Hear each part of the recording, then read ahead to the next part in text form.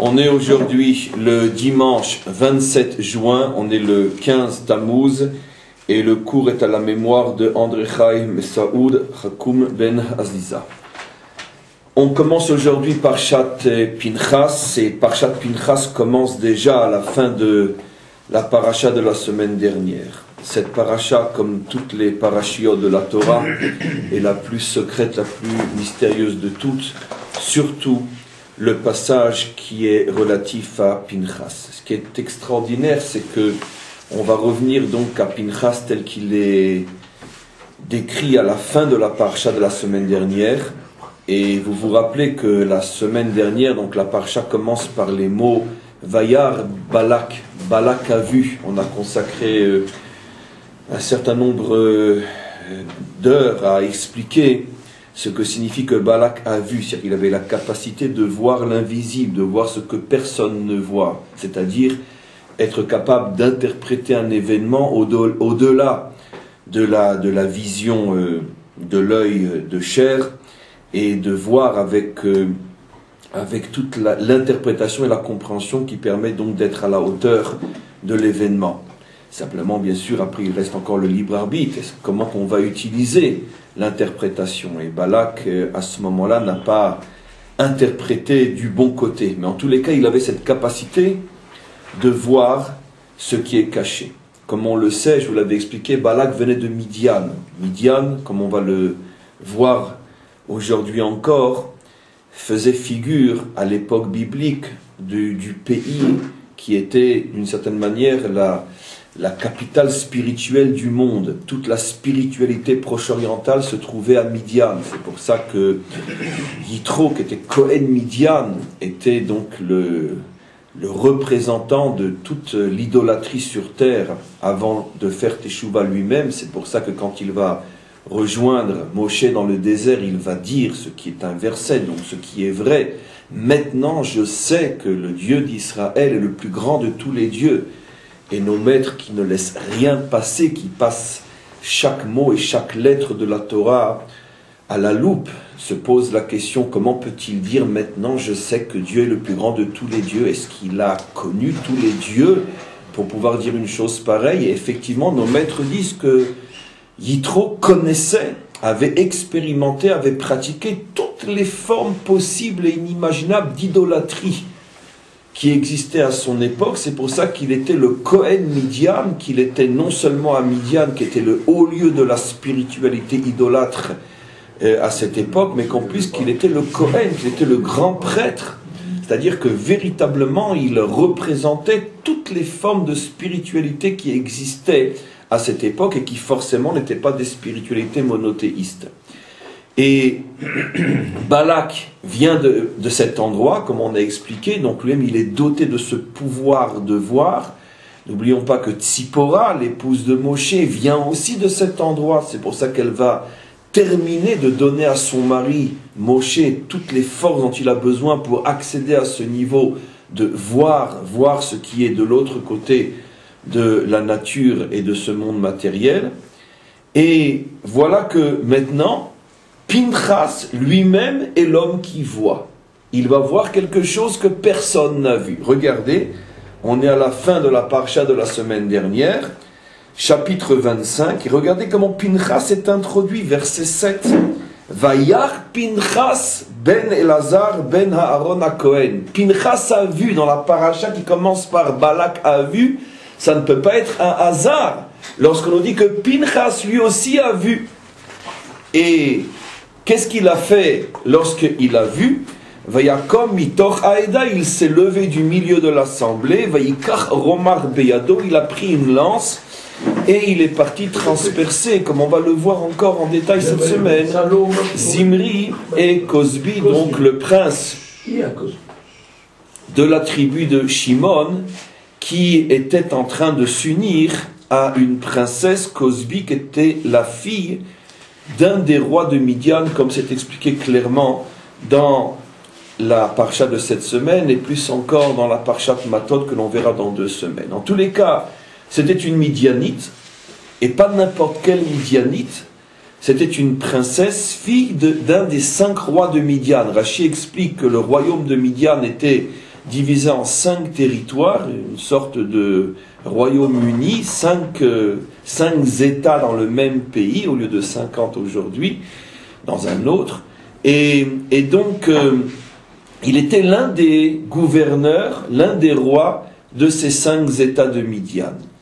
Et Shimon Zimri, qui était prince de la tribu de Shimon, ce qui est intéressant, c'est que Rachid dit aussi, on se demande pourquoi il le dit d'une manière tellement innocente, genre, que la famille de Shimon, elle aussi, était composée de 5 familles régnantes, et lui, Zimri, était l'un des chefs des 5 familles de la tribu de Shimon. C'est tellement par hasard, bien sûr, 5 familles dans la tribu de Shimon, 5 rois dans le pays de Midian, et voilà que l'un des chefs d'une des 5 familles de Shimon s'unit à l'une des reines ou des princesses des 5 familles de Midian. On aura l'occasion de revenir sur ce sujet-là. En tous les cas, pour l'instant, ce qui nous intéresse, c'est Pinchas.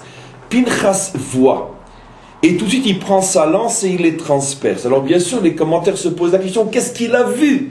Il y avait plusieurs millions de personnes qui voyaient ce qu'il a vu. Et là, on revient à la même notion expliquée la semaine dernière sur Balak.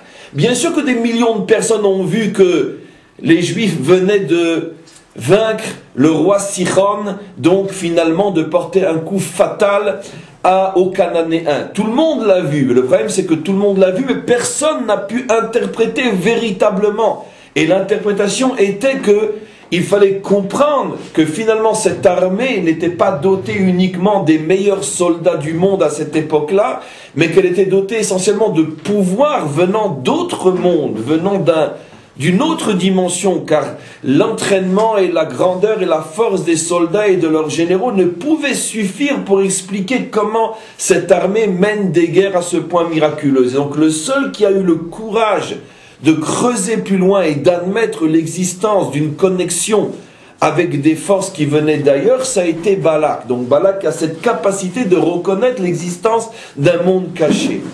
Et Pinchas, exactement, fait la même chose. Rashi nous dit, Ra'a et Maase veniskar ha'alacha. Il a vu l'action et il s'est souvenu de la loi. Et personne d'autre ne se souvenait de la loi. C'est-à-dire que cette action a renvoyé Pinchas à une prise de conscience d'un mécanisme qui vient d'au-delà de la logique, d'au-delà de la raison, d'au-delà de la connaissance. Tout le monde a vu ce que Pinchas a vu, mais personne n'a été capable de connecter cette action à une halakha, c'est-à-dire à une interprétation qui vient d'un autre monde. Et comme on va le voir, même Moshe n'a pas été capable de faire cette connexion. C'est un pélé, quelque chose d'inimaginable qu'on va mettre en évidence aujourd'hui. Cette semaine nous réserve, j'espère, Bezrat Hashem, plusieurs surprises. En tous les cas, qu'est-ce qu'il a vu? Il a vu donc cette halakha qui dit la chose suivante. C'est que si un juif prend une idolâtre, on parle ici d'une idolâtre, je ne rentre pas dans les détails de la halakha volontairement, et je souhaite que vous ne m'ameniez pas à dire plus que ce que j'ai envie de dire. Donc, si un juif prend une idolâtre, une fille idolâtre, en public, et va avec elle en public, à ce moment-là, il se met en situation où, finalement, il est passible de mort. Pourquoi? Parce que, à partir du moment où, en public, il prend une fille idolâtre, à ce moment-là, il porte atteinte, on pourrait dire, à la sainteté du peuple juif et à son identité profonde et véritable. Et dans la mesure où il fait ça en public, parce que s'il est simplement amoureux, ben fait comme tout le monde, je veux dire, même les animaux, bon, à part les chiens et les chiennes, mais même les animaux, plus ou moins, ne s'exposent pas forcément.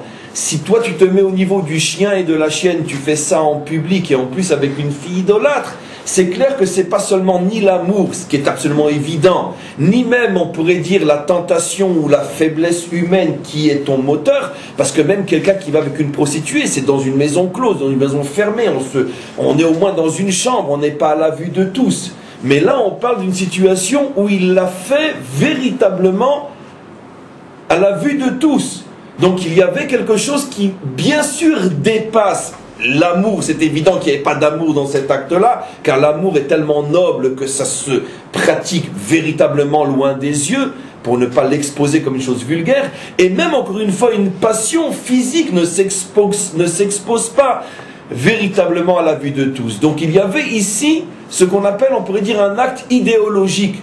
À travers cette union avec cette fille, ce que Zimri voulait témoigner, c'est le fait, comme on va l'expliquer, qu'il remet en cause, et on va voir comment, un principe fondamental de l'identité d'Israël. Et à partir du moment où il a levé la main contre un principe fondamental de l'identité d'Israël, il s'est mis lui-même en danger. C'est ce que Pinchas a concrétisé. Cette affaire est extrêmement compliquée. Encore une fois, je répète, s'il avait été avec cette fille en privé, comme tout celui qui va avec une prostituée, il ne se serait pas mis en danger de mort. Il aurait fauté, mais ça n'aurait pas entraîné sa mort.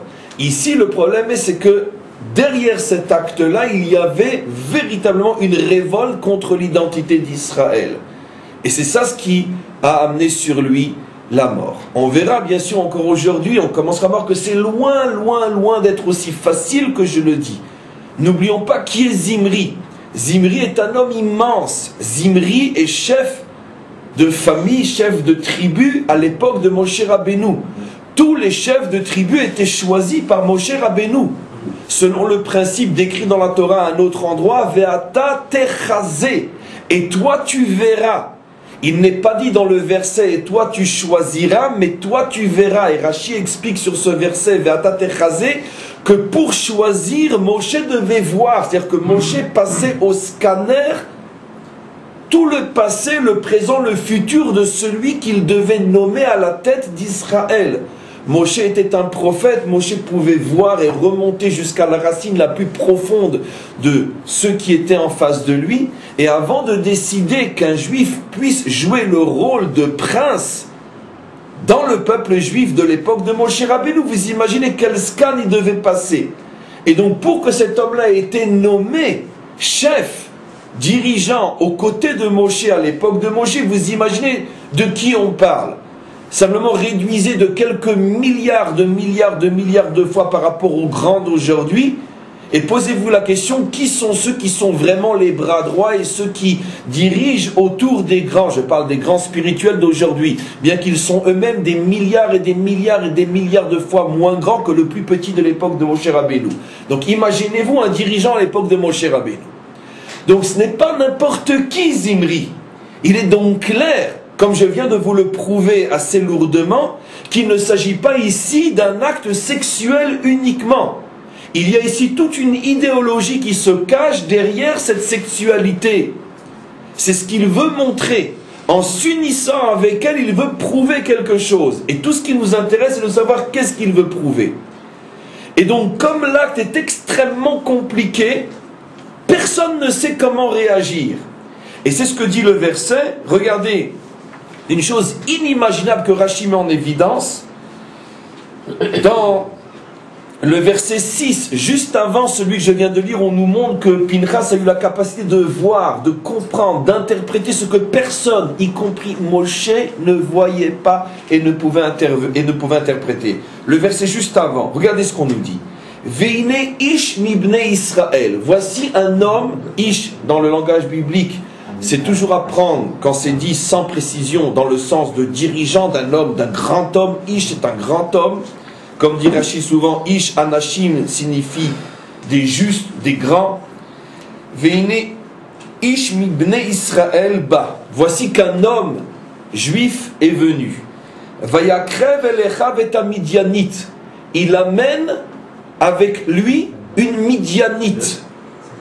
Le'eine Moshe, il la met devant les yeux de Moshe. Là aussi, le verset est extrêmement précis. Il n'est pas dit il l'amène devant Moshe, l'ifne Moshe, comme dans toute la Torah, mais le'eine Moshe. Ça veut dire qu'il la passe sous le scan des yeux de Moshe. Vous allez voir tout de suite comment Rashi nous le fait comprendre. Il dit à Moshe, regarde-la bien. Je sais très bien que toi tu ne vois pas comme tout le monde. Toi, quand tu vois quelqu'un, tu le vois jusqu'avant sa naissance et même jusqu'avant la descente de son âme sur terre. Et tu vois toutes les réincarnations et toutes les descentes de cette âme-là avant qu'elle vienne dans ce corps-là. Regarde-la bien, celle-là. Les Eine Moshe. Ou les Einé Kol Adat Bene Israël. Et il l'a amené aussi devant les yeux de tous ceux qui avec Moshe dirigeaient Israël, le fameux Sanhedrin qui s'appelle Adat Israël, qui depuis qu'ils avaient été choisis, avaient reçu un petit peu du roi de Moshe, comme il est dit, Vayatzel min harouar. Il est venu du roi de l'esprit de Moshe sur les 70 qui dirigeaient avec lui, le Sanhedrin. Et donc il les met devant, il met cette fille-là devant les yeux de 71 des plus grands maîtres de notre histoire. Et il demande une interprétation. Alors, qu'est-ce que je fais avec elle? Et Rachid dit, il dit à Moshe, dis-moi, Moshe, toi qui vois tout, puisque tu t'es arrogé le droit de te marier avec une Midianite, si Tzipora la Midianite t'est permise, pourquoi Cosbi la Midianite me serait interdite? Dis-moi Moshe, tu vois, je ne me cache pas, et je ne la cache pas. Ne viens pas Moshe avec un argument du genre tu as tout fait derrière mon dos. Zimri est sûr de lui. Zimri vient avec cette fille et la met devant les yeux de Moshe. Lui dit Moshe, si tu me dis qu'elle n'est pas bonne, je te promets je ne la prends pas. Écoutez bien ce que je dis. C'est-à-dire qu'encore une fois, Zimri refuse de faire un coup derrière le dos de Moshe. J'attends ton interprétation, Moshe. Et il lui dit Rashi, tu peux me dire la différence entre Tzipora, la tienne, ta Midianite, et Zim et Cosbi, ma Midianite? Quelle est la réaction de Moshe et de tous les Sanhedrin? Ve'ema bochim. Ils se mettent à pleurer. Rashi presque s'évanouit sur ce verset. Je vous assure que Rashi s'évanouit. Il dit comment? Rashi interprète. Nit alma mimeno halacha. Moshe ne savait plus quelle était la halacha, quelle était la marche à suivre. Halacha veut dire marche à suivre. Mais marche à suivre dans le sens tel que c'est connecté en haut. Pas la marche à suivre de l'idiot en bas, la marche à suivre du prophète en haut. Moshe s'est retrouvé, nous dit Rashi, mot à mot, je ne fais que traduire en français, dans un état de déconnexion. Tout d'un coup, il est déconnecté, il ne sait pas quelle est la marche à suivre. La marche qu'il suit tout le temps, c'est-à-dire celle qu'on lui révèle d'en haut. Et il se met à pleurer. Il est désemparé, il ne sait pas quoi faire, il n'arrive pas à percer le secret de cette fille. Il voit que tout d'un coup, le scan est débranché. Tout devient flou et il sent qu'on le déconnecte d'en haut. Qu'est-ce qui se passe? Rashi pose la question, mais comment est-il possible qu'un homme qui a fait face à toutes les révoltes d'Israël, un homme qui s'est tenu devant Shishim Ribo, devant 600 000 révoltés au moment du veau d'or, et que lui seul stoppe la faute du veau d'or, détruit le veau d'or, fait condamner à mort tous ceux qui ont fauté et reprend les rênes de son peuple alors qu'il est tout seul. Quand il descend de la montagne, il est tout seul et tout de suite il sait faire face à la situation. Et je peux rajouter sur ce que dit Rashi, et qu'est-ce qui s'est passé avec Korah, qu'est-ce qui s'est passé avec toutes les révoltes qu'on a déjà traversées. Est-ce qu'on voit Moshe baisser les bras? Et là, pour une histoire de fille de Midianite, il ne sait plus où il en est. Nit alma mimeno halacha. Les juges. À plus forte raison, tout le monde se met à pleurer. Si Moshe a plus forte raison, puisque eux ne voient qu'en fonction du roi qu'ils reçoivent de Moshe. Donc 71 des yeux d'Israël en état de déconnexion. Le seul qui voit, c'est le verset d'après, Vayar Pinchas. Mais qu'est-ce qui se passe ici? Lui voit. Rachid dit, Ra'a ma'aseh veniskara halacha. Il voit l'action, il se souvient de la halacha. Et juste avant Rachid dit, sur Moshe, les 70 autres, Nitalma mimeno halacha. Il ne voit pas la marche à suivre, la halacha. Qu'est-ce qui se passe? Rachid répond d'une manière inimaginable. Je vais peut-être consacrer une grande partie du cours à la première des deux interprétations que je donnerai sur ce que Rachid dit. Rachid dit quelque chose de fou. Rachid dit ou semble dire que la halacha a été cachée de Moshe. En français, Moshe a été déconnecté de sa source d'inspiration pour laisser la place à Pinchas pour qu'il vienne faire ce pourquoi il avait été créé. Un Rashi extrêmement mystérieux que j'interprète d'abord à un premier niveau, que tout d'un coup, les yeux qui dirigent Israël, Moshe et les 70 autres, tous sont aveuglés pour que se lève du milieu de l'assemblée un juif complètement incognito, personne n'a entendu parler de lui, Pinchas, pour qu'il vienne se mettre en avance, pour qu'il vienne sur le devant de la scène et faire quelque chose qu'il n'aurait bien sûr pas pu faire si Moshe avait vu et su quoi faire. Et donc, comme pour laisser la place à Pinchas, Moshe est aveuglé.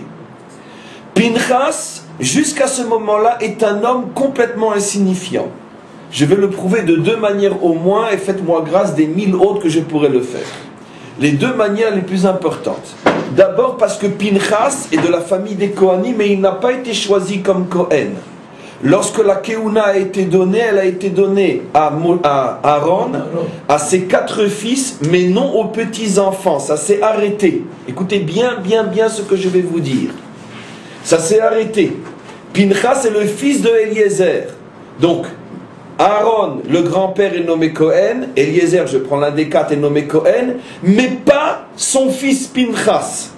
Et si vous me posez la question, pourquoi les petits-enfants, eux, n'ont pas le droit d'être Cohen? Bien sûr que oui, puisque la preuve, c'est que tous les enfants que Eliezer va avoir après avoir été nommé Cohen vont à leur tour devenir Cohen. Ce qui veut dire qu'on va arriver à une folie. Dans la même famille, Eliezer a des enfants qui ne sont pas Cohen et des enfants qui sont Cohen. Au niveau de cette génération-là, parce qu'il y a eu d'autres enfants après être Cohen, sinon comment la Keuna s'est transmise. Pinchas, lui, va réinsérer la Keuna grâce à ce qu'il a fait. Ou grâce à ce qu'il a fait, il va pouvoir devenir Cohen. Et la Keuna va être réintégrée dans la branche de Pinchas, mais pas dans la branche des autres enfants qui étaient nés en même temps que Pinchas, qui n'avaient pas été Cohen et qui ne le sont jamais devenus. Donc ici, on a quelque chose d'absolument incompréhensible. On ne peut pas dire que les petits-enfants déjà nés ne peuvent en aucun cas devenir Cohen. La preuve, c'est que Pinchas a fait quelque chose qui va faire qu'il mérite d'être Cohen. On ne peut pas dire non plus que le fait d'être un petit enfant fait que tu ne peux pas être Cohen. Puisque la preuve, les petits-enfants qui vont naître après que Eliezer soit devenu Cohen, vont être Cohen. Vous comprenez tout mon charabia. Donc, Bekitsour, je pose une question simple. Pourquoi, lorsque Dieu a donné la Keuna à cette famille, il ne l'a pas donné à tous ceux qui étaient déjà nés à ce moment-là? C'est-à-dire 3 générations. Le grand-père, le père et les petits-enfants. Puisque je viens de prouver qu'il n'y a rien d'incompatible à ce qu'un petit enfant puisse devenir Cohen. La preuve, c'est que ceux qui vont naître après vont, oui, le devenir. Et Pinchas lui-même va le redevenir. Donc pourquoi les petits-enfants n'ont pas été dès le départ nommés Kohanim?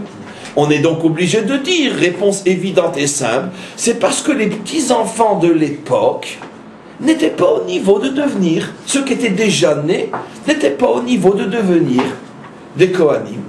Comme d'ailleurs d'autres familles de Lévi'im. Il y avait plusieurs familles de Lévi'im qui n'ont pas été nommés Kohanim. Donc, je ne veux pas entrer plus dans les détails. Les petits-enfants n'avaient pas ce niveau-là. Il a fallu pour que Pinchas puisse devenir Cohen, qu'il fasse une action inimaginable, celle décrite dans notre paracha. Mais si ce n'était cela, il ne pouvait pas devenir Cohen. Pourquoi les enfants qui vont naître après vont, oui, être Kohanim? Parce qu'ils sont d'un père qui est déjà Cohen, et ça se transmet dans les gènes. Ok, très bien. Mais si ça vient par les mérites, ce qui était la raison de la Keuna au départ, puisque ce n'était pas par les gènes, personne n'était encore Cohen, il fallait le mériter. Pour le mériter, il n'y a eu que Aaron et ses enfants qui l'ont mérité, pas les petits-enfants déjà nés. Ok? Donc on voit que Pinchas n'était pas, comme on dit chez nous, lo yodé amma. C'était un bon juif. Deuxièmement, comme on le voit au début de notre paracha, il avait un handicap qu'on n'a pas oublié de lui rappeler après qu'il ait tué un prince de tribu, c'est qu'il était descendant de convertis. Il était un descendant de Yitro. Rashi explicite dans notre paracha pourquoi on l'appelle on l'appelait Ben Pouti, fils de l'engraisseur, les Fatem. Et pourquoi fils de l'engraisseur? Pour le dénigrer, pour le blesser, pour le vexer, ce qui est une très très grave faute de rappeler à quelqu'un ses origines. Mais ils n'ont pas hésité jusqu'à lui rappeler ses origines. On l'appelait Ben Pouti. Pourquoi Ben Pouti? Parce qu'on rappelait non seulement ses origines à lui, mais ce qui est pire encore, les origines de son illustre grand-père, Yitro, qui avant de faire Teshuvah et avant de se convertir, était Mefatem Hegalim la Avodazara, engraissait les veaux pour les apporter en offrande devant les idoles. Ça veut dire que comme il était grand prêtre, c'est lui qui était préposé donc à l'apport des offrandes, et il veillait à ce que les veaux qui étaient apportés devant les idoles étaient bien engraissés. Et donc on lui avait, comme il n'acceptait pas un veau qui n'avait pas été super bien engraissé, ça lui avait valu le surnom de Pouti. Pouti, je ne sais pas, mais Pouti, qui veut dire l'engraisseur. J'imagine qu'à cette époque-là, c'était un surnom, on pourrait dire noble. Ça veut dire qu'il aime tellement les idoles qu'il veille à ce que tous les veaux qui sont apportés sont vraiment gros. Et donc peut-être que les idolâtres lui donnaient ce surnom d'une manière noble. Mais quand après Yitro s'est converti et qu'il est devenu le plus illustre, le plus grand, le plus célèbre de tous les convertis de notre histoire avec Ruth, c'est vrai, mais si on donnait le symbole de la conversion masculine, c'est Yitro, féminine, c'est Ruth, d'accord? Bien sûr que les Juifs se taisaient. Personne n'osait rappeler ses origines. Peut-être qu'en cachette, comme ça, dans la tente, quand personne ne les entendait, on l'appelait de son vieux surnom, Pouti. Mais cette fois-ci, pas dans le même sens. Dans Pouti, dans le sens de... Regardez d'où il vient celui-là. Il engraissait les veaux devant l'idole et pour qui il se prend maintenant? Oui. Comment il peut être petit-fils d'Aaron et de Yitro? Comment il peut sortir d'Aaron et de Yitro? Mais parce que dans l'ascendance, il y a eu des mariages entre les enfants de l'un et les enfants de l'autre. Il y a eu des mariages. Une fille, Rachid dit, une fille de Yitro. Quand je dis fille de Yitro, je tiens à préciser, pas forcément fille, ça peut être petite fille ou arrière-petite fille. Dans le langage biblique, enfant veut dire descendant. Donc une descendante de Yitro a épousé un descendant de Aaron. Et c'est comme ça, a épousé un descendant de Aaron, peut-être Eliezer lui-même. Eliezer s'est marié avec une descendante de Yitro. Ouais, c'est d'après le sens simple de Rashi. Et donc, Pinchas était l'enfant d'une descendante de Yitro avec son père Eliezer. Ok, voilà. Mais on va voir que c'est un peu plus compliqué que ça. Et donc, mais c'était, on pourrait dire, d'une manière sournoise, d'une manière méchante. On rappelait à Yitro ses origines. Mais à Yitro ses origines. Mais quand Pinchas a osé lever la main sur un chef de tribu, alors là, à haute voix, on a cessé de l'appeler Pinchas, on a commencé à l'appeler Ben Pouti, le fils du Pouti, le descendant du Pouti. Genre, toi qui viens d'un idolâtre, pour qui tu te prends? Qu'est-ce que ça veut dire que tu lèves la main contre un prince d'Israël? Tiens, tout d'un coup, tout le monde oublie pourquoi il a levé la main contre un grand d'Israël. Est-ce qu'il a stam levé la main contre un grand d'Israël? On sait qu'il a levé la main contre un grand d'Israël qui allait avec une prostituée. Mais d'un autre côté, faut-il croire que c'est pas si évident que ça? Puisque la preuve, la Torah nous dit que seul Pinchas a vu et a interprété. Même Moshe n'a rien vu et n'a pas pu interpréter. Ne demandez pas à la masse d'Israël de voir et de comprendre. Ce qui veut dire que Pinchas a fait quelque chose qui a amené sur lui la critique de tout Israël. Parce que personne n'a compris ce qu'il a fait. En plus, comme je viens de le prouver, il venait de très très bas. Il n'avait même pas mérité d'être choisi pour être Kohen au moment de l'élection. En plus, il vient d'un engraisseur de veaux. Il avait tout pour être considéré comme véritablement un petit voyou qui s'est arrogé un droit qu'il a usurpé et qu'il ne méritait pas. Et en plus, dans une situation où on voit que Moshe ne fait rien. Les 70 maîtres qui sont avec lui ne font rien. Tout le monde pleure. Rachi n'en peut plus. Rachi explose comme nous aujourd'hui. Mais qu'est-ce qui se passe? Ribono shel olam. Moshe se tient devant la faute du vaudor et là, il reste absolument inactif, passif, il pleure. Il faut donc croire, comme je l'explique, que cette faute-là est extrêmement mystérieuse et elle fonctionne d'après des critères qui échappent même à l'entendement de Moshe sur le moment. En tous les cas, avant d'aller plus loin, je veux simplement mettre pour l'instant un point fondamental en évidence. Mes amis, n'oublions pas ce que la tradition nous rapporte. Que Pinchas va revenir plus tard. Son âme va se réincarner dans le personnage de Eliaou le prophète. C'est une des traditions fortes que nous, Israël, possédons. Pinchas va revenir, il va être plus tard le prophète Eliaou. On pourrait s'arrêter pendant des heures pour expliquer le lien entre les deux. Pour l'instant, ce n'est pas le moment. Mais par contre, ce qui m'intéresse aujourd'hui, ce qui nous intéresse aujourd'hui, c'est que ça ne s'arrête pas là. Si Pinchas revient dans le personnage de Eliaou Hanavi, cela signifie donc qu'il revient aussi dans le personnage de celui qui va annoncer la délivrance finale. Puisque Eliaou Hanavi, d'après notre tradition, revient juste avant la délivrance pour préparer Israël à la délivrance finale. Puisque annoncer la délivrance, c'est pas annoncer un point, c'est tout. C'est essentiellement préparer. Eliaou Hanavi est cet homme, ou peut-être ce courant, ou peut-être les deux à la fois, qui viennent préparer Israël à la délivrance finale. Je dis courant parce que c'est une discussion parmi les maîtres d'Israël. Certains pensent qu'il s'agira véritablement d'un homme qui revient et qui prépare Israël à la délivrance juste avant le dévoilement du Mashiach. D'autres disent un courant historique et beaucoup ont voulu voir dans le mouvement de la Chassidoute cet esprit de Eliaou Hanavi qui vient préparer Israël à la délivrance. C'est vrai que les grands maîtres de la Chassidoute, jusqu'au Rabbi lui-même, n'ont parlé pratiquement que de notre préparation à la délivrance finale, ce qui prouverait bien que ce courant est un courant véritablement, on pourrait dire, préparatoire à la délivrance, qui est donc l'esprit de Eliaou Hanavi. Peu importe qui vivra verra. Ce sont des discussions qui ne sont absolument pas importantes pour nous. Mais ce qui est sûr, c'est que Eliaou Hanavi est l'annonciateur de la délivrance finale. Ce qui veut dire que si je reviens maintenant à l'origine première de Eliaou Hanavi, c'est Pinchas. Et donc il y a un lien entre la préparation à la délivrance finale et le personnage de Pinchas. Or maintenant, écoutez de vos 1 milliard d'oreilles ce qui va être dit.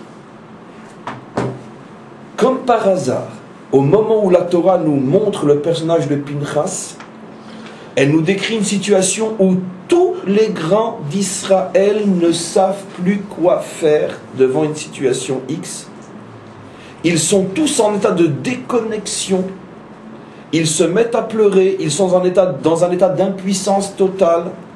Et c'est finalement un petit juif venant de je ne sais où, que personne ne connaissait, dont personne n'avait entendu parler, sauf pour le ridiculiser et l'appeler Ben Pouti. Quelqu'un qui a des origines, va savoir d'où, d'un pays d'idolâtres.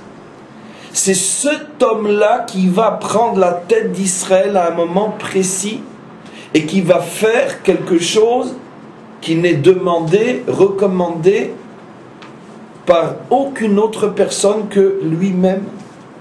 C'est vrai, nous dit Rashi, Ra'a ma'aseh veniskar ha'alacha. Il a vu l'action et lui a vu ce qu'il fallait faire. Et Rashi précise, il est à ce moment-là parti chez Moshe, extraordinaire ce que nous dit Rashi, et il a dit à Moshe, Moshe, c'est toi-même qui nous a enseigné cette halakha que quand un juif va en public avec une idolâtre, il se met en danger de mort. Pourquoi ne réagis-tu pas? Et Moshe lui aurait répondu, puisque c'est toi qui me rappelles cette loi, eh bien concrétise-la toi-même. Comble de l'absurde, comble de l'insupportable. D'abord, ce qui est insupportable, c'est que Moshe, comment peut-il oublier une loi que lui-même a enseignée? Puisque maintenant, on a, grâce à ce Rashi, une information terrible. Jusqu'à ce que je vous dise ce que je viens de dire, vous auriez pu penser, comme moi d'ailleurs, que quand j'ai expliqué que Moshe était déconnecté, ça veut dire qu'il a essayé de savoir ce qu'il fallait faire et il n'a pas reçu de réponse, mais il ne l'avait jamais entendu. Rashi est en train de nous révéler, mais pas du tout. La déconnexion de Moshe est double. Elle est pire qu'incompréhensible, puisqu'il la connaissait cette loi, il l'avait même déjà enseignée, entre autres à Pinchas, comme des milliers d'autres élèves. Donc quand je dis que la déconnexion est double, c'est que non seulement à ce moment-là, il a essayé de savoir, de demander à Dieu qu'est-ce que je fais, il était déconnecté par rapport à Dieu, ce qui n'est pas encore tellement une raison de pleurer, mais ce qui est pire, c'est qu'il était déconnecté par rapport à lui-même. Il ne se souvenait même plus de ce que lui-même avait enseigné. Et pour couronner l'absurde de la situation, lorsqu'enfin Pinchas lui rappelle la halakha et le reconnaît, alors que Moshe est le grand baroudeur de notre histoire, sans peur ni reproche, un véritable cœur de lion, voilà que Moshe, maintenant qu'est en possession de la marche à suivre, dit à Pinchas, fais-le toi-même, mais de quoi on parle? Rashi n'a pas d'autre réponse que de dire quelque chose d'inimaginable, c'était pour laisser la place à Pinchas. Amusez-vous à comprendre ce que veut dire Rashi. Eh bien, on va le comprendre un petit peu ensemble. Rashi veut nous faire comprendre ici la chose suivante. Il y a parfois dans l'histoire des situations où il n'y a rien à attendre des dirigeants d'Israël. Parce que précisément la délivrance doit venir des petits qui sont tout en bas. C'est à eux de monter sur les barricades et de faire la révolution. C'est à eux. Et pas seulement que Rashi nous enseigne qu'il y a des moments dans l'histoire où il n'y a rien et plus rien à attendre des têtes dirigeantes. C'est à toi le petit de prendre les choses en main. Pas seulement ça, Rashi nous apprend. Mais Rashi nous apprend, caché derrière tout ce qu'il nous apprend, une chose bouleversante. C'est que la délivrance finale se fera sur ce modèle-là. Elle ne viendra pas d'en haut, elle viendra d'en bas. Ish tsemar ou mitachtav yitzmar. Un homme qui pousse et qui poussera d'en bas. Des tréfonds, des profondeurs d'en bas. Ou mitachtav yitzmar. Ne vous attendez pas à ce que la délivrance provienne d'en haut, la délivrance proviendra d'en bas. Tout d'un coup, un homme que personne n'attend, quelqu'un que personne ne pouvait imaginer être celui qui allait jouer le rôle d'eux, c'est de là, de ce genre d'homme, que les choses vont surgir. C'est pour ça que Pinchas vient préparer Israël à la délivrance finale, comme pour nous faire comprendre que la délivrance finale se fera sur le modèle de ce que lui-même a incarné en tant que Pinchas, un petit qui surgit tout d'un coup, comme il est dit, Vayakom mitor Aeda. Il s'est levé du milieu de l'assemblée. Eda, c'est l'assemblée, c'est les maîtres d'Israël. S'il est dit il s'est levé, de là on comprend qu'il était tout en bas. Tout d'un coup, un homme complètement insignifiant qui a dit personne ne bouge, je vais bouger moi-même. Bien sûr, il n'a pas bougé uniquement sur ce que lui pensait être la vérité. Dans ce cas-là, ça ne s'appelle pas un bougeur, ça s'appelle un imposteur. Il a bougé uniquement sur ce qu'il savait être la vérité qu'il avait reçue lui-même des maîtres d'Israël. Et plus encore, pour être bien sûr qu'il ne se trompait pas dans l'interprétation, il a été vérifié auprès des maîtres d'Israël. Et c'est seulement à ce moment-là qu'il s'est entendu dire « vas-y tout seul ». Maintenant, je précise. Chaque vérité, comme on le sait, est extrêmement dangereuse lorsqu'elle n'est pas placée dans son extrêmement précis juste contexte. J'imagine que ce que je dis peut être interprété dans le sens que n'importe quel petit crétin maintenant va se prendre pour le Messie, va se mettre une couronne sur la tête, et il va dire, allez, suivez-moi, de toute façon, crétin plus que moi, vous ne trouverez pas. Donc, c'est pas de ça que je parle. Je parle de quelqu'un qui est l'élève authentique des maîtres authentiques d'Israël. Je parle de quelqu'un qui a reçu la transmission authentique de la bouche des maîtres authentiques d'Israël. Je parle de quelqu'un qui, même après avoir reçu la transmission authentique, est sûr de ce qu'il faut faire, comme il est dit, il a vu et il s'est souvenu, avant même de demander à Moshe, bien qu'il n'a aucun doute d'être dans le vrai, il va en toute humilité chez son maître et lui dire, est-ce que je fais, est-ce qu'il faut faire, qu'est-ce qu'on fait? Jusqu'à ce que le maître lui dise, vas-y tout seul. Et à ce moment-là, il le fait. Ce qui veut dire que les deux sont vrais. C'est un bougeur, mais c'est pas un imposteur.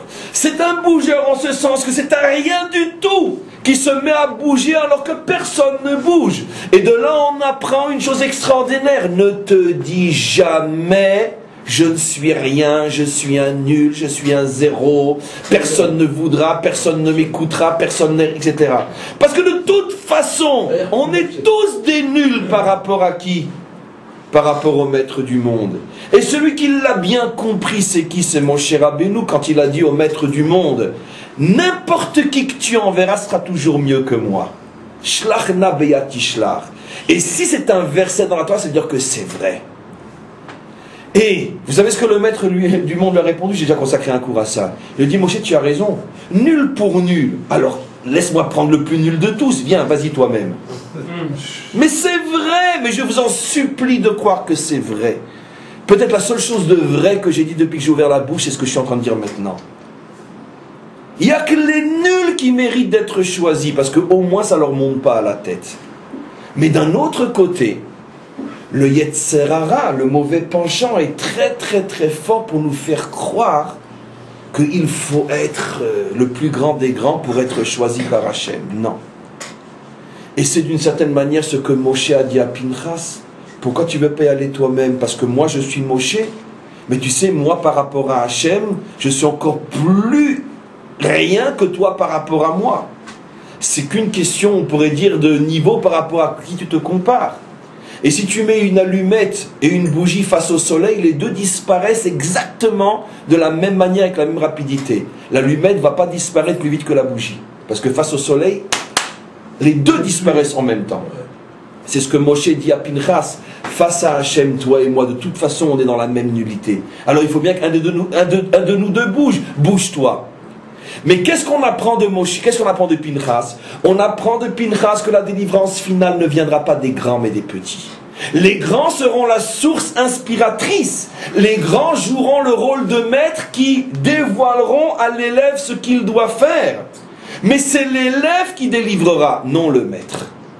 Et pourquoi il faut que ça passe par l'élève et pas par le maître? Parce que pour que ça soit une délivrance, la délivrance de l'humanité tout entière, il faut que ça vienne d'en bas, ça ne peut pas venir d'en haut. Parce que si ça vient d'en haut, ça restera toujours la délivrance des grands. Pour que ça puisse venir, pour que ça puisse être quelque chose qui se propage dans l'humanité tout entière, il faut vraiment que ça soit l'humanité tout entière qui produise sa propre délivrance, avec un type d'homme qui appartient véritablement à ce type de population. Parce que si c'est quelqu'un qui vient, on pourrait dire, d'une élite morale et spirituelle, il y aura toujours une déconnexion entre lui et ceux qu'il délivre. Et c'est pour ça, dit le Midrash, que toutes les délivrances qu'il y a eu jusqu'à la délivrance finale ont toutes eu une interruption après, parce que justement, elles avaient toutes le défaut d'avoir été provoquées par des grands, qui ne pouvaient pas être la voix totale et parfaite de la masse. Parce que quoi qu'il en soit, le grand n'est pas véritablement la masse. Et même si on dit Shakul Moshe Keneged Kol Israël, que Moshe est l'équivalent de tout Israël, c'est uniquement au niveau de son âme. Mais ce n'est pas, l'âme n'est pas tout l'être. Il y a dans l'être quantité d'autres choses qui composent l'être dans son ensemble. Et les autres parties de l'être, elles, sont trop hautes pour être représentatif à 100% de l'ensemble de la masse, c'est-à-dire de vous et moi. Pour que le libérateur soit véritablement le libérateur de l'humanité tout entière, il faut qu'il provienne véritablement de cette masse humaine qui est tout en bas, et que de là surgisse le libérateur. Le libérateur inspiré par le rouard du maître authentique, mais ce n'est pas le maître authentique, le libérateur lui-même. C'est une des notions les plus complexes, les plus difficiles à comprendre, les plus difficiles à cerner, parce que justement cette notion est la porte ouverte à toutes les déviations de l'histoire. C'est pour ça que tous les faux messies de notre histoire étaient tous de grands nuls, véritablement nuls, qui étaient trop nuls pour faire partie des nuls choisis par Hachem. Pourquoi je dis qu'ils étaient véritablement nuls? Parce que d'abord ils ont compris le principe que il faut que ça vienne d'en bas, mais ils avaient tous un défaut. Ils se sont déconnectés de la loi de Moshe. Ils en ont créé une nouvelle. Pinchas est le modèle absolu de celui qui nous prépare à la délivrance. Parce qu'il vient d'en bas, mais il est connecté à 2 milliards de % à la Torah de Moshe. Il ne fait rien sans la Torah de Moshe. Et donc les deux sont vraiment de la même manière. Alors maintenant, vous allez me dire... Ça va prendre à la lettre quand on dit que Mashiach il sort de Édom. Mashiach se dévoile à Édom, il est à la porte de Édom. Ce n'est pas dit qu'il vient du Zera de Édom, il est à la porte de Édom. C'est-à-dire que le Mashiach se dévoile dans la civilisation de Édom, bien évidemment. Dans notre civilisation, bien évidemment. Mais nulle part il est dit que le Mashiach vient du Zera de Édom. On dit qu'il est à la porte de Édom, Pitra de Karta, à la porte de la ville. Et donc, en tous les cas, vous pourrez me dire, mais maintenant, ce qu'on a expliqué, c'est Pinchas, qui est donc Eliaou, qui est celui qui prépare à la délivrance. Mais le Mashiach lui-même, on n'en parle pas encore. C'est pour ça que les maîtres expliquent, surtout au niveau de la Kabbalah, c'est entre autres, par exemple, ce que le Rabbi lui-même explique, que d'après la Chassidoute, il y a plusieurs personnages qui sont un même personnage, mais c'est différents niveaux de dévoilement dans ce personnage. Par exemple, vous savez que très globalement, il y a deux, on va dire même trois écoles. Il y a une école qui pense que Eliaou est un personnage de chair et de sang en tant que tel qui viendra annoncer la délivrance, puis après vient le Mashiach, un personnage de chair et de sang différent du premier, mais que l'un passe le relais à l'autre. Ça, c'est une école qui n'est pas du tout l'école de la Chassidoute. Il y a une autre école qui est l'école plus litaïte, celle du Gaon de Vilna ou du Rav Kook, qui a repris cette chita-là, qui dit que Eliyahu Hanavi est un courant, n'est pas nécessairement un homme, un courant qui vient préparer et inspirer le Mashiach. Donc, d'après cette école-là, c'est clair que puisque le Mashiach est inspiré par ce courant, forcément, lui aussi, participe pleinement à ce courant et respecte ce courant, donc vient d'en bas lui aussi. Et il y a l'école chassidique qui, elle, dit qu'en vérité, il n'y a qu'un seul et unique personnage qui passe par plusieurs étapes. C'est le Mashiach lui-même qui aura d'abord dans sa carrière une étape Eliyahu Hanavi, où il se prépare et prépare le monde lui-même à la délivrance. Après, il passe à un autre niveau qu'on appelle dans le langage sophistiqué, peu importe, c'est un peu pédant, mais Cheskat Mashiach. Et après, à un autre niveau qu'on appelle Mashiach Vadaï. Mais ce sont trois grandes étapes dans le même personnage. En tous les cas, d'après les deux dernières écoles qui disent que soit c'est le même personnage, soit c'est un personnage inspiré par, c'est-à-dire que toute sa force, il la tire de cette inspiration. Il est clair donc que le Mashiach doit correspondre en tout point à l'inspiration d'Eliyahu Hanavi, qui est de montrer et de prouver que la délivrance doit venir du bas et non d'en haut. Donc c'est maintenant la réponse, je reviens maintenant sur Pinchas, à cette question inimaginable qu'on avait sur ce Rashi. Comment Rashi peut-il dire, ou plutôt c'est la réponse à la question bouleversante qu'il avait. Je vous assure que Rashi, lui aussi, pleurait lorsqu'il a posé cette question. Il explique sur les mots « il pleurait » au pluriel. Mais comment se fait-il qu'il pleure? Puisque Moshe a toujours su être l'homme de la situation. Et Rashi répond, c'était pour laisser la place à Pinchas. Rashi ici cache un secret inimaginable. Et c'est pour ça que Moshe pleure. Moshe pleure pourquoi? Vous allez comprendre, et on peut comprendre, là je dis c'est de l'interprétation ce que j'ai dit, mais ô combien juste. Ce ne sont pas seulement des larmes de désespoir, comme d'après le sens littéral. D'après ce que je ressens, et je précise je ressens car ce que je dis maintenant n'est marqué nulle part, Ce que je ressens, c'est que ce sont des larmes presque même de joie, que Moshe se rend compte la grandeur infinie du Maître du monde, qui a un tellement grand amour pour le monde, son peuple et l'humanité tout entière, qu'il fera venir la délivrance de tout en bas et non de tout en haut. Justement, parce que le Maître du monde aime tellement les hommes que pour les sauver véritablement, il va falloir que la délivrance soit le produit de cette masse humaine qui n'a rien de très spécial comme Moshe et d'autres, et c'est précisément cette masse humaine qui va produire la délivrance. Et quand Moshe va se rendre compte qu'au moment de la délivrance, tous les grands sont mis de côté, c'est ce que sa déconnexion symbolise, qu'un jour viendra où Hachem dira à tous les grands de toutes les générations, mes enfants, merci pour tout le travail que vous avez fait, mais maintenant mettez-vous de côté, va rentrer sur scène celui et ceux que personne n'attendait. Lorsque les grands, authentiquement grands, vont se rendre compte de ça, ils vont se mettre à pleurer. Pleurer de joie, pleurer d'amour, pleurer d'une reconnaissance infinie pour ce Maître tout-puissant qui s'abaisse lui-même à un tel niveau de se mettre au niveau de la masse humaine et de cette nullité que nous sommes tous pour que puisse surgir la délivrance. C'est de ce genre de pleurs qu'il s'agit ici. Et c'est ce que Rashi veut nous faire comprendre. C'est la première fois dans toute la Torah que Rashi nous apprend ce principe au sujet de Pinchas et Eliaou, que des fois les grands ne voient plus rien pour que les petits puissent agir. Donc c'est déjà une introduction extrêmement importante. Maintenant, on va continuer un petit peu et introduire le cours de demain. Il y a un lien, Rav, excusez-moi, entre ça et au niveau du Maasé historique et le Maasé Torah du Pessar Sheni. Oui, d'une certaine manière, Pessar Sheni aussi, c'est la récupération éternelle, etc. Et on aurait pu aller plus loin, j'hésitais à le dire, mais en vérité, aujourd'hui, on est en plein dans cette situation-là. Aujourd'hui, on est dans la situation où il n'y a plus de tête. On n'a plus de tête à notre tête. Je parle bien sûr des têtes authentiques, les têtes morales et spirituelles d'Israël.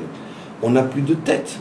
Il y a quelques jours, une des dernières, c'est elle aussi voilée, et Admea Ve'esrim, on sait très bien que les autres sont sur le chemin aussi, et les une ou deux qui restent encore. Mais en tous les cas, peu importe, depuis la naissance du peuple juif, jamais notre peuple a été dans une situation où il n'y avait plus qu'à sa tête une ou deux têtes. Le peuple juif ne savait plus quoi faire de ces têtes tellement il en avait. C'était un corps à 1000 têtes. Il y avait plus de grands que de juifs dans ce peuple. Il n'y a pas encore si longtemps que ça, il y a encore 20 ans, 30 ans, 40 ans en arrière. Mais on pouvait compter sur les 10 000 doigts de la main les grands immenses qu'on avait à notre tête. Presque chaque juif avait son grand, il y en avait pour toutes les couleurs. En l'espace de 30, 40, 50 ans, on peut dire la génération d'après-guerre, elles se sont toutes voilées. Vous me direz, c'est normal, tout le monde finit par vieillir et mourir. Oui, mais la différence, c'est qu'avant ce phénomène unique dans notre histoire, avant même de disparaître, elles étaient déjà remplacées. Or, personne ne remplace les grands aujourd'hui. Personne ne pourra se lever après celui qui vient de disparaître. Personne ne se lever après un rabbi un tel, ou un rabbi un tel, ou un rosh yeshiva un tel, ou un maître un tel. Personne ne prend la place. Alors celui qui ne comprend pas va pleurer, comme Moshe, d'après le sens littéral. Celui qui comprend va pleurer comme Moshe, d'après le sens caché. Ça veut dire que si tu es branché au secret de la Torah, tu pleures de joie. Si tu n'es branché qu'à la Torah littérale, tu pleures de peine. Pourquoi? Parce que voyant tous les grands disparaître les uns après les autres, tu te dis mais où on va? Mais si tu connais les secrets de la Torah, tu te dis mais on sait où on va vers la délivrance. Puisque la délivrance ne peut pas provenir de ces gens-là. Ils ne peuvent être que ceux qui nous ont préparés, guidés, soutenus et entretenus et renforcés jusqu'aux portes de la délivrance. Mais les portes de la délivrance sont ouvertes par un Pinchas, non par un Moshe. Et c'est ça la véritable grandeur des grands, c'est qu'ils le savent et qu'ils acceptent de se mettre sur la touche. Ils acceptent de disparaître les uns après les autres pour laisser la place aux petits. Parce que finalement, ceux qui veulent vraiment la délivrance et qui toute leur vie ont vécu pour la délivrance savent que la délivrance devra venir d'en bas et non d'en haut. D'ailleurs, puisque on faisait allusion aussi au rabbi, c'est exactement ce que le rabbi a dit dans cette fameuse sikha du 28 Nissan, où à ce moment-là, il révèle quelque chose qui va être, à mon sens, on pourrait dire la ligne à suivre jusqu'au véritable et grand dévoilement, où il dit « J'ai fait tout ce que je pouvais faire. Je ne peux plus faire plus. Maintenant, je vous remets à vous la responsabilité, vous, la masse, vous et moi, la responsabilité de continuer et de terminer. » Comme toujours, le rabbi a été un prédécesseur. Il a toujours dit des décennies à l'avance ce qui déjà depuis fort longtemps aurait dû être dit par d'autres. Le rabbi est le premier grand de l'histoire de notre peuple qui a reconnu à haute voix que son travail en tant que grand était terminé. Maintenant commence le travail des petits. Il n'y a pas eu un autre grand qui a eu ce courage et cette humilité de faire l'aveu de ses propres limites. Maintenant, mon travail est terminé. Que se lève parmi vous le ou les petits qui vont prendre le relais en main. Car la délivrance ne peut venir que des petits, pas des grands. Le rabbi a tout dit, tout préparé, tout prévu, tout terminé dans sa dimension de grand. Simplement que quoi? Faut-il encore être un Pinchas, vaillard, voir et interpréter? Parce que malheureusement, qu'est-ce que la Torah nous montre ici? Qu'au moment où Moshe va se mettre sur la touche, et que un seul va comprendre que la mise en touche de Moshe est une invitation aux petits de se lever et d'agir, il va être critiqué par tous. Ils vont l'appeler Ben Pouti. Mais de quoi tu te mêles? Mais d'où tu viens? Nul, zéro. Tu oses prendre des responsabilités quand Moshe le maître, lui, ne fait rien? Mais il l'a dit, Moshe, qui ne fait rien. Mais t'as rien compris, t'as une andouille. Vulgaire petit pouti. Voilà comment Pinchas a été traité. La Torah ici nous révèle quelque chose d'inimaginable.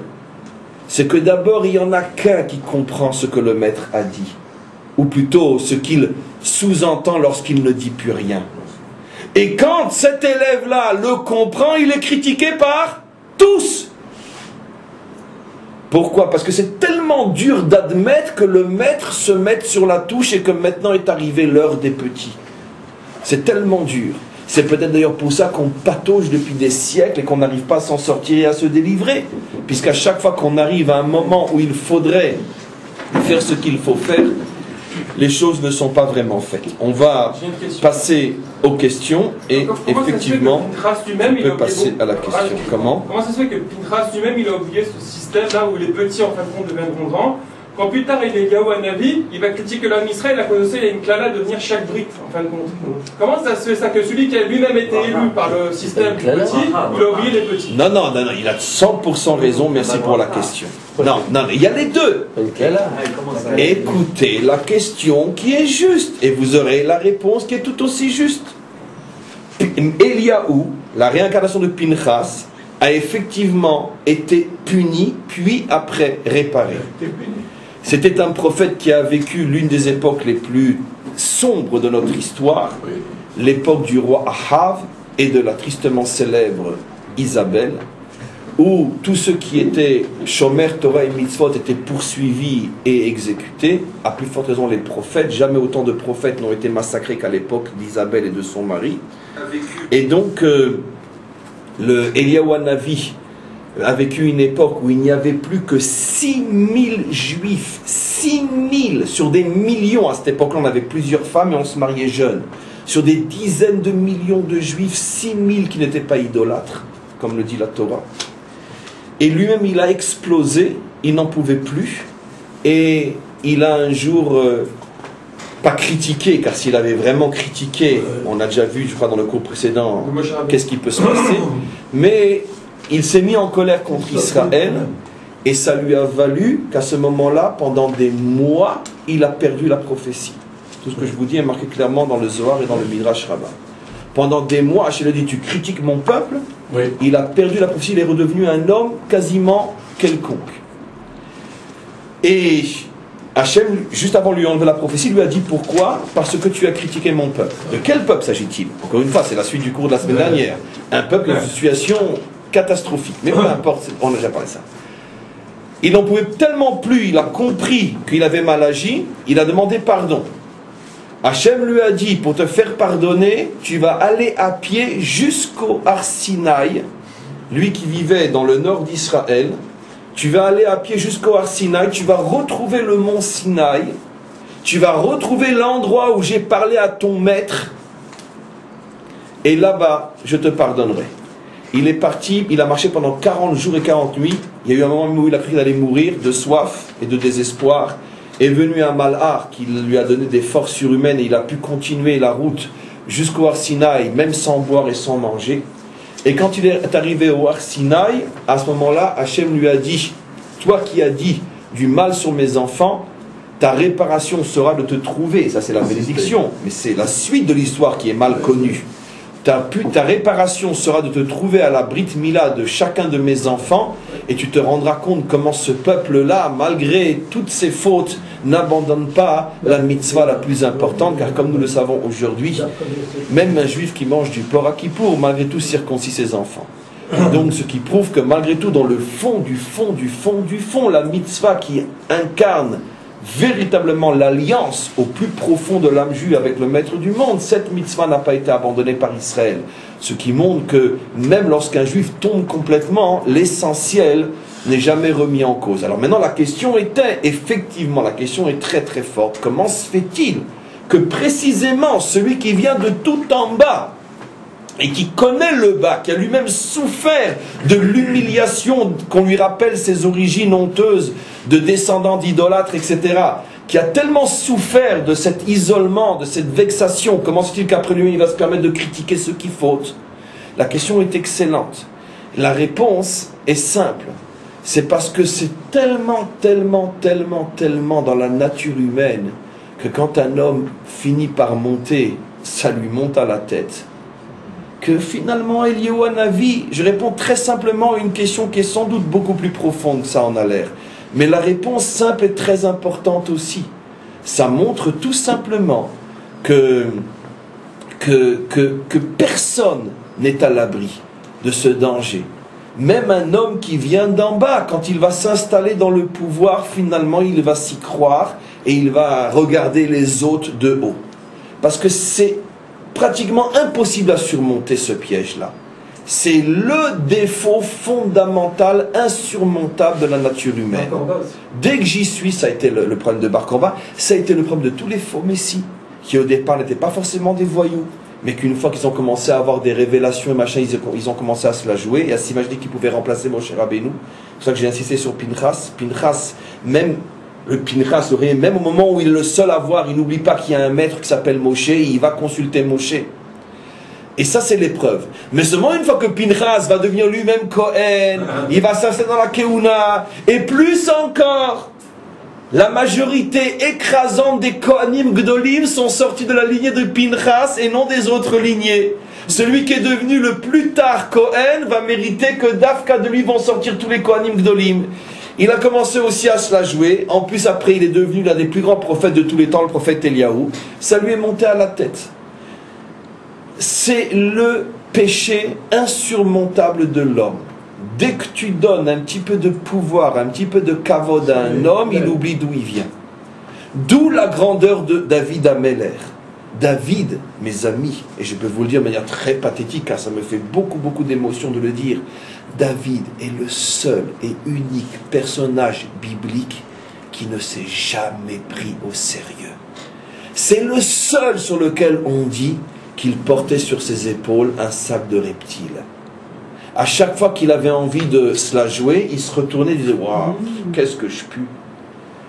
Et c'est ce qui lui permettait de toujours rester celui qui est devenu le modèle du véritable libérateur. C'est quelque chose qui est absolument inimaginable. Je veux dire que, à mon sens, comme je l'ai expliqué souvent, c'est peut-être l'épreuve ultime de l'homme. Tout le reste, c'est du petit Yetzer Hara. L'argent, les femmes, les passions, la colère, le mensonge, tout ça c'est du petit Yetzer Hara. C'est pour les petites gens. Quelqu'un qui succombe devant de l'argent, devant une femme, je veux dire, je ne sais même pas si c'est un Ben Adam, si c'est un être humain. C'est tellement nul. Mais, succomber dans le problème de se prendre pour quelqu'un, lorsqu'on est véritablement quelqu'un, car lorsqu'on est un nul, c'est même plus du Yetzer Hara, c'est du idiotie totale. Mais lorsque tu es véritablement un géant, et que tu n'oublies jamais que tu n'es rien, véritablement rien, et que tu ne laisses personne te monter à la tête, et que tu repousses violemment tous ceux qui veulent te faire croire que tu es quelqu'un, ça c'est le degré du Mashiach. Ça c'est le niveau du Mashiach lui-même. Le Messie est un homme comme ça. Ça c'est le niveau de David. Un homme qui n'oublie jamais d'où il vient. Même quand il devient le plus grand, le plus puissant des rois et le modèle absolu de la perfection, c'est le seul sur lequel on dit Chaïv et Kayam. Et même Pinchas s'est laissé avoir. Quand il est devenu Eliyahu Hanavi, il a commencé à se la jouer. Il a commencé à parler de nous comme de vulgaires fauteurs. Hachem lui a dit, espèce d'idiot. Mais tu te souviens pas d'où tu viens, toi? Qui c'est qui t'a monté jusque-là? Mais tu te souviens pas d'où tu viens? Ton ascendant, il engraissait les veaux devant les idoles. Moi, je te le dis maintenant. Alors, baisse le caquet, d'accord? Redescends. T'as oublié que t'étais un Ben Pouti?